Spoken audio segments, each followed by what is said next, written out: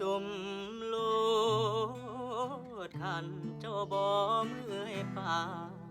อายบ่ยานดอกแค่หูดับอายสิรับฟังเจ้าคนไข้เฮ็ดอันใดบ่ถูกใจคนดีเรื่องแต่หลายปีก็ขุดมาได้บ่กล้าเถียงดอกยามตายสิ่งที่อายทำได้คือทน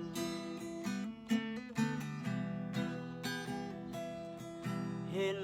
น้องเริ่มสิบอกคือเก่าต่างกับตอนเป็นผู้สาวผู้บ่าวพอแต่งกับเจ้าก็เปลี่ยนไปคนละคนจอบหาเรื่องอายได้ทุกวันบ่หวานคือตอนเริ่มต้น